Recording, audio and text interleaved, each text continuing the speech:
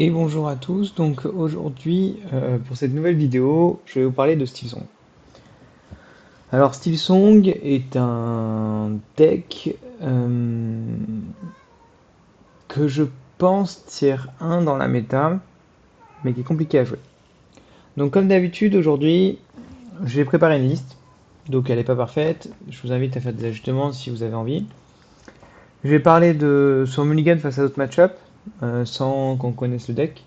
Je vais parler de comment va gagner le deck, de comment doit être à peu près la thématique du deck, et ensuite de prendre différents match-up qui me semblent encore tier 1, tier 2, et dire comment il faut mulligan, comment je pense qu'il faut mulligan. Alors, Silsong est un deck qui était semi-contrôle lors de la saison précédente, et l'objectif c'était de dire je vais rapidement faire des alters, et je vais jouer beaucoup de chansons, ce qui va me permettre, un peu comme ce que va faire un bleu-gris, de jouer des tours où en gros j'aurais joué l'équivalent de 15 d'encre, alors grâce à des chansons, alors que toi tu vas toujours faire des tours à 5 d'encre. Eh ben le chat, ça va le chat? Voilà. Ouais. Donc ici on a toujours un peu cette mécanique là qui est importante, qui est de faire des tours plus forts que son adversaire, mais c'est surtout un deck qui est devenu beaucoup plus aggro qu'avant. Avant, c'était un deck plutôt mid-range, et maintenant, on a un deck qui veut vraiment aller plus vite. Globalement, je vais redire la même chose, toute la méta va plus vite. Euh, il n'y a plus qu'un seul deck contrôle dans la méta, c'est le bleu-rouge. C'est pas un jouet ça. Il regarde des trucs sur le bureau. Mais du coup, même le bleu-gris n'est plus un deck vraiment complètement contrôle, c'est un deck combo. Et c'est un deck que, si possible, il veut gagner au tour 12, 13 en vous mettant des Tamatoa et sous fétiche. Donc c'est pas un deck non plus qui met beaucoup de pression, le bleu-gris, mais c'est un deck quand même, on joue plus à la longue. On va plus voir trop de match-up qui vont se terminer au top deck, on va mettre un de leur par-ci, un de leur par-là, et qui vont durer pendant très longtemps parce que on aura épuisé nos ressources et on sera dans un mode top deck. Là maintenant, globalement l'objectif c'est d'arriver très vite à 15 de l'or avec beaucoup de decks, et ils sont que c'est le cas. Donc dans cette decklist, ce qui est intéressant, c'est que c'est une decklist donc, que j'ai créée là ce soir en m'inspirant de principalement des adversaires que j'ai joués lors de mon tournoi à Aiguière il y a 2 semaines. Je crois que c'était il y a 2 semaines. Et notamment un joueur qui s'appelle Magma, dont j'ai déjà parlé dans ma vidéo de présentation des guerres, qui est un joueur que j'ai croisé déjà 3 fois avec une liste Steel Song, qui est agressive et qui me semble être des plus intéressantes. C'est sûrement pas exactement la même liste, il a sûrement pas les mêmes ratios que moi, mais en tout cas, je pense qu'on va dans un même, cette liste et la sienne vont dans une même optique de jeu. L'optique de jeu, c'est d'aller vite par rapport à l'adversaire et de, on va dire, se refill sur ce rêve bleu et d'utiliser des chansons pour empêcher mon adversaire de gérer la pression que je lui mets. Donc le début fonctionne comme avant. Votre objectif, ça va être de faire des combos avec l'arène ou Robin des Bois. C'est pour ça qu'ils sont en x4 parce que c'est très intéressant de faire des combos. Pour moi, on peut diminuer ces ratios de gros haltères si les combos vous semblent moins importants. Ensuite, si vous n'arrivez pas à faire ça, c'est pas grave, vous avez un plan de jeu qui va partir avec des T2 qui lorent beaucoup, que ce soit Porcinet ou Monsieur Mouche. Les deux sont des T2 qui lorent énormément, et l'avantage de Porcinet c'est qu'il lore encore plus, mais l'avantage de Monsieur Mouche c'est qu'il pourra vous donner une option pour repiocher ce réponse, ce qui est ultra important parce que ça vous permet de ne pas avoir besoin de jouer ce rêve bleu dans une situation où vous posez à nouveau une créature qui l'aura 2 qui est réponse. Ariel qui est un des meilleurs tours 3 du jeu, donc ça change pas. Et on a l'entrée de Lorenz. Lorenz est une carte que pour l'instant je rentre en x3, qui peut être rentrée en x4, qui est une carte qui est extrêmement forte dans certains matchs. C'est très très fort contre violet-rouge par exemple. C'est plutôt fort, voire très très fort contre bleu-rouge. Je ne l'ai pas assez essayé parce qu'il me semble que des bleu-rouges, il y en a de moins en moins dans la méta. Donc j'ai pas eu l'occasion de faire ce match-up-là. Et c'est correct contre bleu-gris, enfin contre quelque chose qui a du gris. Parce que dans tous les cas, il va devoir prendre un blast. Si en fait il fait dans tous les cas du 1 pour 1.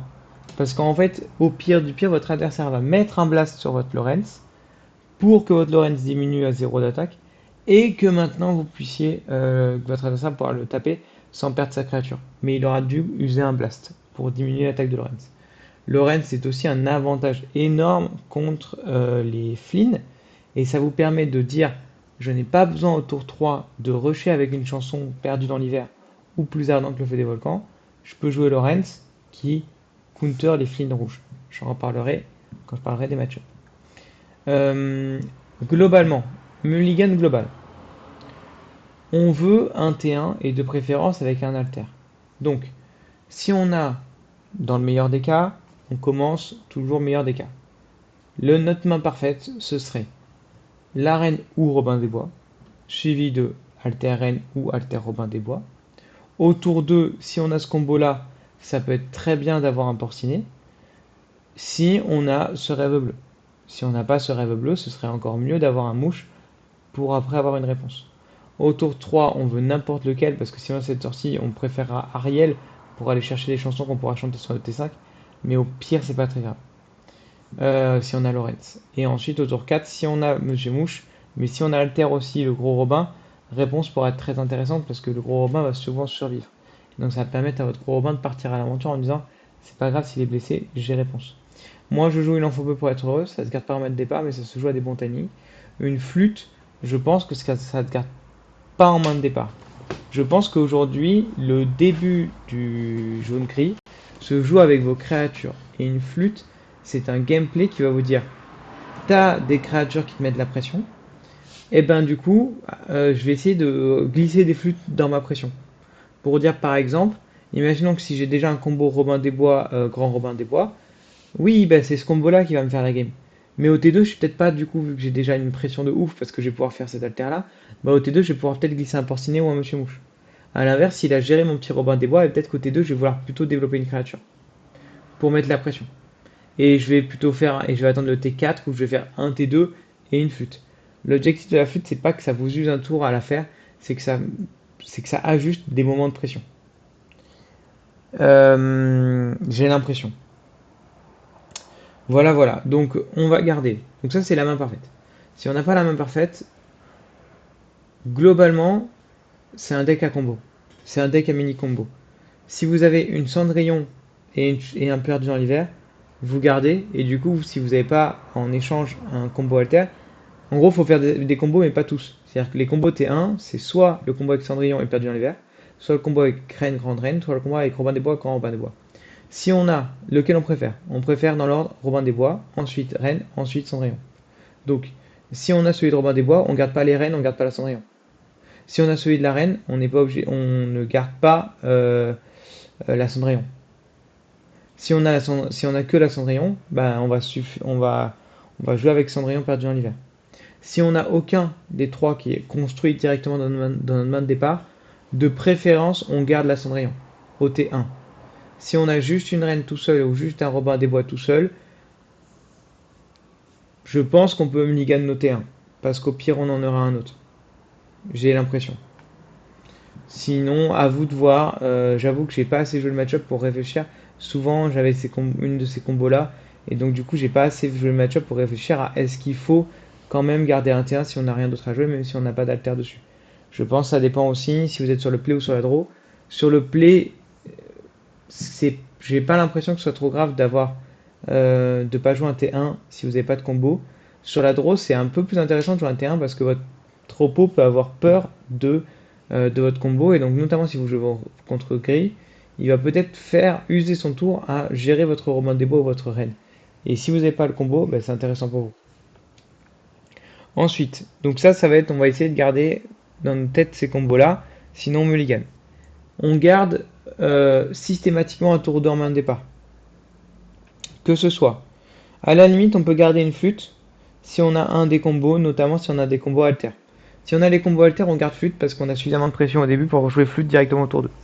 Si on n'a pas de combo alter et qu'on a à la limite que le combo Cendrillon, on va plutôt faire de la gestion de board, et donc nos cendrillons va pas être tués. Et donc à ce moment-là, on va plutôt garder Porcinet par rapport à Monsieur Mouche. Si on n'a aucun choix, je pense qu'on garde en avantage un seul des deux. Vraiment, je pense que c'est minime. Pareil, si vous avez une réponse, du coup, ça va préférer Monsieur Mouche. Donc c'est petits ajustements comme ça. Mais sinon, entre les deux, si vous avez vraiment aucune logique, je pense que c'est pas aucune combo, c'est peu important. Ce qui est sûr, c'est que si vous devez aussi relancer pour un tour 1, vous gardez pas Porcinet, c'est sûr et certain. Alors que si vous devez relancer pour aller chercher un tour 1, on peut garder quand même un Monsieur Mouche parce que ce sera le meilleur tour 2 que vous pourrez jouer si vous n'avez pas joué de tour 1. Donc à la limite, on peut garder un Monsieur Mouche. Ariel, je pense qu'on le garde tout le temps en main de départ, c'est vraiment extrêmement forte, extrêmement fort. Lorenz, on garde pas en main de départ. Réponse, on garde en main de départ seulement si on a Mouche avec. Et encore, je suis même pas sûr. Je pense que oui, quand même, c'est vraiment très fort. Toutes les chansons, on garde pas en main de départ. Et la flûte, comme j'ai dit, c'est que si on a vraiment un alter qui va se faire qu'on peut garder la flûte en main de départ. Voilà pour l'idée, quand on connaît pas l'adversaire. Ensuite, dans la méta, pour moi la méta elle est composée de principalement bleu-gris, vert-gris, violet-rouge, bleu-rouge à la limite. Vert-gris, qui est le deck qui à mon avis sera le plus représenté. Contre vert-gris, vous allez devoir principalement l'empêcher de piocher. Vous avez des plus grosses créatures que lui, vous avez des capacités altères plus intéressantes et surtout vous allez pouvoir gérer facilement, normalement, ces cartes de pioche qui sont principalement Diablo et la bête. On mulligan agressif pour aller chercher des chansons. Si on a un combo alter, on garde, sinon on ne garde pas les T1. C'est vraiment pas grave de ne pas jouer de T1 contre Vergris. Cendrillon très importante parce qu'elle va vous permettre de chanter plus ardent dans l'hiver, plus perdu dans l'hiver ou plus ardent que le feu des volcans. Euh, donc on va mulligan pour aller chercher Cendrillon, des chansons, un tour de mouche qui va vraiment vous permettre à votre adversaire de ne pas partir à l'aventure. Et en plus, si vous avez une réponse, ça va vous permettre de piocher qui est très important. Ariel, c'est extrêmement important. Je pense que si on ne garde pas d'autres chansons que les petites au mulligan. Et encore, les petites, on les garde si on a déjà, on va dire, si on a Ariel, c'est vraiment extrêmement important. On garde surtout pas les flûtes en main de départ. On va faire attention à son nom d'ancrable. On fait attention aux chansons. Ça peut être intéressant de voir si on n'en a qu'une. Il faudra peut-être l'ancrer. Parce que lui, il a peut-être joué Medusa. Ursula. Donc c'est très important. Si vous arrivez à chanter un Soleil bleu, souvent c'est gagné. Si vous n'arrivez pas à le chanter, souvent c'est pas ouf. Si vous arrivez à chanter un tuant la bête, souvent c'est gagné. Quasiment automatiquement. Donc pourquoi? Parce qu'en fait votre but c'est de tuer le Diablo, la bête, le Diablo en priorité pour l'empêcher de piocher. Plus tard la bête, mais bon ça arrive plus tard, donc vous aussi vous êtes plus stable. Et si vous arrivez à chanter un tuant à la bête, vous allez tuer les Bucky et vous allez être vraiment trop bien. C'est un match-up qui est très à l'avantage de jaune-gris. Faut juste faire attention à son nom d'encrave. Faire attention de ne pas garder les chansons. Faire attention de faire une Ariel quand on n'a pas trop peur de se prendre une Ursula. Donc c'est un match-up qui a des ajustements à faire, mais c'est pas un mauvais match-up, c'est un très bon match-up. Contre bleu-gris, à l'inverse, c'est un des pires match-up. Pourquoi? Parce que lui, il va pouvoir gérer votre early assez facilement. Votre seule chance, ça va être d'être ultra, ultra, ultra aggro. C'est pour ça que cette decklist, je la préfère à celle des moins aggro. Donc si vous savez jouer contre Vergil, pareil pour les combos alter. Cendrillon, franchement, on garde Cendrillon si on n'a pas de combo alter, mais on va pas garder perdu en hiver, on va pas garder plus tard dans le volcan, on va garder Cendrillon juste pour jouer un T1 qui aura un. C'est pas grave. On veut mettre de la pression, on veut qu'il y ait des créatures à gérer pour l'adversaire. Pourquoi aussi? Parce qu'on veut qu'il y ait une créature sur Porcinet. On va garder plutôt Porcinet par rapport à Mouche, sauf si on a bien sûr le combo Mouche-Réponse. On peut garder Ariel si on a déjà des T1, T2, mais sinon, garder Lorenz, c'est pas bête. Parce que votre objectif, ça va être vraiment de passer en dessous. Va falloir l'aurer à fond. Et Lorenz, c'est chiant pour un bleu gris à gérer. Donc, faut aller vite. Et donc, un tour 1 Cendrillon, tour 2 Porcinet, tour 3 Lorenz, ou tour 2 Mouche, tour 3 Lorenz, tour 4 Réponse. Alors, ça, c'est parfait. Vraiment, le Cendrillon Porcinet, le Cendrillon Mouche, Lorenz Réponse, ça fait vraiment très mal au bleu gris. Parce que vous mettez beaucoup de créatures qui leur a deux. Donc avec la réponse, le Lorenz et le Mouche. C'est que des créatures qui ont plus que 2 points de vie. Ça se tue pas facilement. Et vous allez piocher sans avoir besoin de ce rêve bleu. Ce rêve bleu, c'est horrible dans ce match-up. Faut quasiment pas le jouer. C'est pour ça que Ariel est moins importante et c'est aussi pour ça que c'est un match-up difficile. Parce que si vous jouez ce rêve bleu, vous allez perdre du tempo. Si vous perdez du tempo, vous allez sûrement perdre la partie. Car c'est un match-up où vous devez aller très très vite. Ça va être très dur de gérer un Flaversham. Si vous pouvez pour pas trop cher, faut le faire. Sinon, ne le faites pas. Faites attention sur vos plumes au bet ou au Benja ou à la chanson. Globalement, les plumes, c'est pas une bonne idée si vous avez autre chose à faire qui met plus de pression parce que c'est conditionné au fait qu'il n'ait pas de gestion d'objet. Donc voilà. Contre bleu-rouge, dans l'idée, il faut aller pareil, beaucoup plus vite, mais c'est beaucoup plus avantageux parce que là, vous avez le droit de jouer ce rêve bleu. De préférence, pareil, on chante, mais en fait, contre bleu-green, même en chantant, c'est compliqué parce qu'il va vraiment profiter. Là, on est un peu plus tranquille, on a le droit de chanter un ce rêve bleu, c'est pas grave, il va sûrement, surtout la première partie où il sait pas qu'est-ce que vous jouez, il va sûrement pas avoir plein de coups. Ah, je suis désolé. Il va pas sûrement ancrer beaucoup. Il va pas ramper énormément. Et du coup, quand il sait pas contre quoi il joue, c'est pas ses objectifs de rampe à fond, fond, fond, fond, fond. Ensuite, quand il sait pourquoi vous jouez, contre qui, le fait qu'il joue contre Steve Song, il va vouloir vous gérer et profiter d'attendre d'avoir un survival bleu alors que lui, il aura 2 fois plus d'encre que vous. Et c'est pour ça qu'il faut mettre la pression. Parce que le fait de mettre beaucoup, beaucoup de pression va l'obliger à gérer vos créatures et donc va faire en sorte qu'il ne rampe pas beaucoup parce que sinon il est obligé de perdre du temps à ramper. Ensuite, pour violet-rouge, le problème c'est les menaces. Le problème de violet-rouge, c'est que si vous gérez leur lit, c'est vraiment très facile. Lorenz, il est trop bien dans le match-up. Mouche est extrêmement bien dans le match-up. Mais par contre, après, il faut avoir de quoi gérer son early, gérer ses créatures. Donc pareil, les combos alter extrêmement forts. Mais sinon, Cendrillon perdu dans l'hiver, extrêmement fort pour taper. Un Flynn, ça marche très très bien. Ça vous fait piocher, c'est trop cool. Attention, globalement, à ne pas attendre trop longtemps pour pour avoir un début de partie. C'est pareil, faut jouer agressif. Parce que si vous attendez trop longtemps, un soyez prête, vous avez quasiment perdu.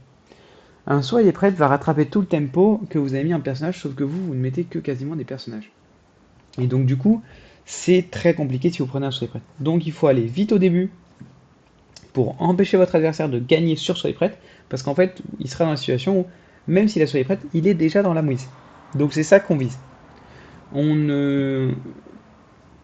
Tuons la bête, une carte un peu décevante dans le match-up. Lorenz, une carte trop forte dans le match-up. Donc on garde nos combos alter. Sinon, Cendrillon perdu dans l'hiver. De préférence, on va préférer, pourquoi pas un Porcinet, parce qu'en ce moment c'est difficile à gérer. Sinon, toujours notre combo, Monsieur Mouche réponse. Au T3, on va préférer jouer Ariel si on n'a pas un rêve bleu, parce que comme ça va nous permettre de chanter. Si on a déjà non, je pense que dans tous les cas, on préfère jouer Ariel, parce que si on peut chanter une chanson à 5, c'est trop bien. Si on peut pas chanter de chanson à 5, on va préférer un Lorenz. C'est vraiment pas grave, c'est très fort Lorenz. Voilà, voilà. Et ensuite, il y a quoi d'autre dans la méta? Tac, tac, tac, tac, tac. Je pense que c'est un peu tout. Contre violet vert, normalement, vous êtes trop bien parce que vous avez de la gestion d'early. Pensez vraiment à dire... alors, deuxième chose, donc, vu que c'est un deck à combo, il faut vraiment que dans votre tête, vous soyez structuré dans le mulligan. Il faut vraiment que vous dire, cette carte, elle est bien, mais qu'avec celle-ci, ou elle devient exceptionnelle avec celle-là, etc., etc. Les chansons, vous en jouez beaucoup, et beaucoup des non-ancrables. Donc au total, on joue combien de non-ancrables? 4 et 4, 8, 8 et 4, 12, 12 et 2, tuons la bête, 14, 14 et 17 pour avec les flûtes. On joue 17 non-ancrables. Il y a plein de listes qui en jouent plus, mais je trouve ça déjà énorme personnellement. Donc dans le mulligan, si vous avez déjà votre sortie parfaite, si d'autant plus vous avez un seul rêve bleu, et que vous allez pouvoir le chanter, n'hésitez pas à garder des ancrables. Gardez des ancrables que vous saurez que vous n'avez pas envie de top deck. Notamment des T1. Vous avez beaucoup de T1 et après top deck des T1, ça fait mal aux fesses. Donc n'hésitez pas, on ancre les T1 et on essaye de, si on a vraiment exactement ce qu'il nous faut, on peut garder les T1 pour être sûr de les ancrer. Attention, dans la méta, vert est extrêmement fort.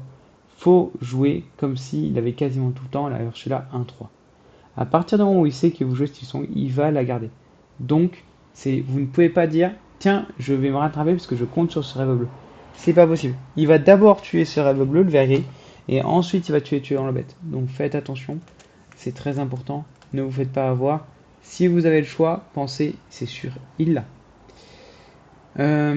Voilà, donc c'est un deck qui a un problème, c'est que dans les très gros tournois très longs, il y a des fois vous allez ce qu'on appelle break, c'est-à-dire qu'il y a des fois vous allez perdre tout seul. Vous allez avoir trop de noms dans le crabe, ou voilà, vous allez avoir des sorties qui vous empêchent de piocher. Vous n'avez pas trouvé vos céréales bleues et vos réponses. C'est possible. Dans ces cas-là, votre deck vous pète dans les doigts, vous avez perdu tout seul. Dans un gros tournoi, ça peut être très frustrant psychologiquement, donc il faut apprendre à gérer ça. Parce que c'est pas parce que votre deck vous pète dans les doigts que vous êtes nul, ou que votre deck est nul. Donc il faut apprendre à gérer ça. Malheureusement, dans les très gros tournois en jeu, ça peut aussi dire que des fois, vous allez tomber sur des mauvais match-ups, bleu-gris par exemple. En face, parfois, il va faire des bonnes sorties et vous n'allez pas pouvoir gérer. Et donc, si en plus vous rajoutez le paramètre qu'en face, que vous pouvez faire des mauvaises sorties que vous n'allez pas pouvoir gagner, peu importe ce que en face ça joue, même si c'est un deck que vous êtes normalement censé gérer, et même si c'est un match-up où vous commencez, etc., ben, ça se trouve, vous allez perdre des games. Donc, vous allez perdre des games que vous n'allez pas maîtriser et ça peut être très frustrant.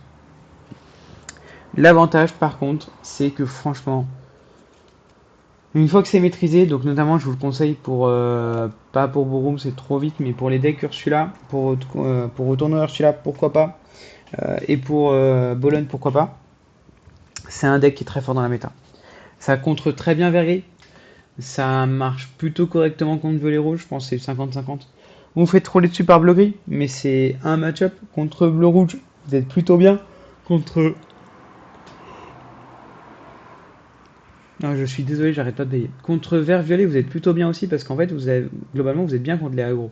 Et il faut pas oublier que dans un tournoi, vous allez aussi tomber contre des match-ups inconnus qui en général jouent aggro. Et donc, du coup, vous êtes bien contre les autres aggros. Je vous le conseille d'autant plus pour vos tournois Ursula parce que le fait que de faire des BO3, donc les tournois Ursula, ce sera obligatoirement en BO3 parce que c'est ce qui est demandé par Ravensburger, ça vous permet de dire, même si j'en perds une à cause de mon propre deck, donc en briquant, en n'ayant pas la sortie, etc. C'est pas grave, je peux gagner les deux autres. Donc le BO3 vous laisse une chance en plus de que votre deck fasse une bêtise. Donc ça rattrape ce malus de bêtise. Alors que le BO2 c'est plus compliqué parce qu'il faut avoir une part de chance. Qui est d'autant plus grande que vous avez un risque supplémentaire par rapport à d'autres decks. Voilà. N'oubliez pas que les cartes, aussi ce deck est plutôt pas trop cher. En fait, les cartes les plus chères, c'est ce rêve bleu réponse, qui sont du set 1 et qui vont baisser de prix. C'est pas un deck pas peu cher, mais c'est un deck qui doit tourner autour des 200 balles, ce qui est commun à beaucoup d'autres decks. Puisque Ariel, c'est du set 1, donc ça peut valoir un petit peu d'argent. Les petites cendrillons aussi, mais on n'en joue que 2. Les réponses, ça vaut très cher. Je vous conseille de ne pas toujours acheter en français. N'hésitez pas à aller chercher des cartes qui sont en anglais, en italien, en allemand, sur des sites comme Card Market. Ce rêve bleu aussi, maintenant, ça vaut cher parce que le set 1. Robin des Bois, ça vaut cher parce que depuis que c'est sorti, c'est trop fort. Mais notamment, si vous voulez commencer à apprendre à jouer ce deck, allez réserver en boutique et que vous n'avez pas beaucoup de cartes, notamment que vous venez de commencer le mois dernier ou ce mois-ci, enfin la saison dernière ou cette saison-là, allez réserver dans votre boutique du réassort du set 1, car ce deck joue énormément de cartes qui coûtent cher du set 1. Tuons la bête, ce rêve bleu. Je crois qu'il y a soit plus ardent, soit perdu dans l'hiver, soit les deux qui sont du set 1. La réponse c'est du set 1, l'Ariel c'est du set 1, la Cendrillon c'est du set 1. Donc le set 1 a une grosse place dans ce deck. N'hésitez pas si vous voulez en réserver. Voilà, je crois que j'ai tout dit. Si vous avez des questions donc sur le deck, sur la méta, n'hésitez pas. J'avoue que en ce moment, donc je suis vraiment à fond dans le compétitif parce que je vais à Borum le week-end prochain. Donc je pars de chez moi jeudi à 6 h du matin pour rejoindre Paris. Je passe quelques heures sur Paris, ensuite je prends un covoiturage et je rentre sur Paris le mardi. Et après j'ai une journée entière sur Paris puisque je prends que le train le soir. Donc pour l'instant je me concentre vraiment sur Borum. Donc je m'entraîne, je fais des matchs notamment avec mon équipe ou sur le Discord de la Mulligan TV que je vous conseille. Je vous souhaite surtout de vous amuser. Je trouve que dans cette ambiance de challenge et de Ursula, pas assez de gens cherchent à s'amuser tout en étant compétitif.